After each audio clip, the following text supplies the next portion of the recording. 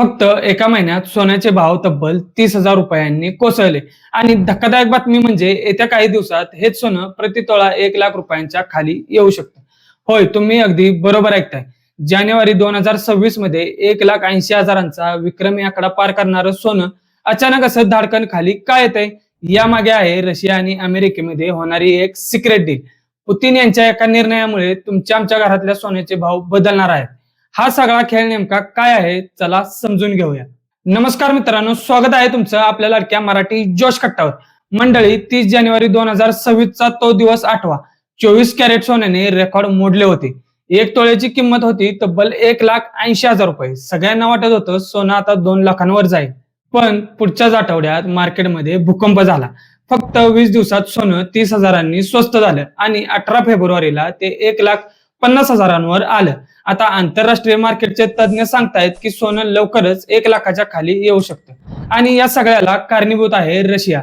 ब्लूमबर्गच्या एका रिपोर्टनुसार रशिया आणि युक्रेन युद्ध थांबल्यानंतर रशिया अमेरिकेला एक मोठी ऑफर देण्याच्या तयारीत आहे.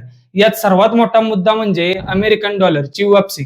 सध्या रशिया इतर देशांसोबत रुबल किंवा स्थानिक चलनात व्यापार करतो, पण आता रशिया तेलाच्या व्यापारासाठी पुन्हा एकदा अमेरिकन डॉलर वापरण्याचा विचार करत आहे. पण थांबा, रशियाने डॉलर का सोडला होता आणि आता पुन्हा त्यांना डॉलर का हवाय? हे समजल्याशिवाय सोन्याचे भाव का पडणार हे आपल्याला समजणार नाही. थोडं मागे जाऊया. 2014 मध्ये रशियाने युक्रेनच्या क्रिमियावर हल्ला केला होता. तेव्हा अमेरिकेने त्यांच्यावर निर्बंध लादले. 2022च्या युद्धानंतर तर अमेरिकेने रशियाची पूर्ण आर्थिकच कोंडी केली होती. रशियाचे तब्बल 300 बिलियन डॉलरचे बॉन्ड्स अमेरिकेने गोठवले होते. याचा अर्थ अमेरिकेने रशियाचे पैसेच अडकवले होते. तेव्हा रशिया आणि चीनसह जगाला एक गोष्ट समजली, आपण अमेरिकन डॉलरवर अवलंबून राहिलो तर आपला अमेरिका कधीही गेम वाजवू शकतो. त्यामुळे रशिया, चीन, भारत, ब्राझील यांनी डॉलर विकायला आणि त्याच्या बदल्यात सोने खरेदी करायला सुरुवात केली. यालाच अर्थशास्त्रात डी-डॉलरायझेशन म्हणतात.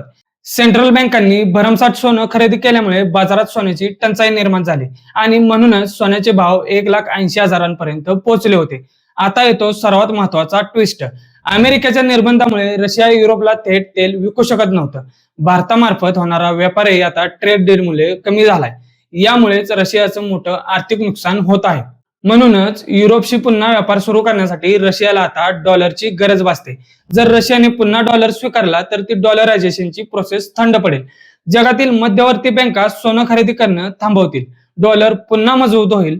बाजारात सोन्याचा पुरवठा वाढेल आणि पर्यायाने सोन्याची मागणी घटून भाव थेट खाली येतील. आज आंतरराष्ट्रीय बाजारात सोनं $4,900 प्रति औंस आहे. ते $3,000 पर्यंत खाली येण्याची शक्यता आहे. असं झालं तर भारतात पुढच्या वर्षीपर्यंत सोन्याचे भाव प्रति तोळा 90,000 ते 1,00,000 रुपयांच्या आसपास नक्कीच येऊ शकतात. थोडक्यात सांगायचं तर पुतीन यांच्या एका निर्णयावर तुमच्या घरातल्या सोन्याची किंमत ठरणार आहे. यावर तुम्हाला काय वाटतं? रशिया आणि अमेरिकेत खरंच अशी डील होईल का? आणि सोनं 1,00,000च्या खाली आलं तर तुम्ही सोनं खरेदी कराल का? तुमचं मत कमेंट्स मध्ये नक्की सांगा.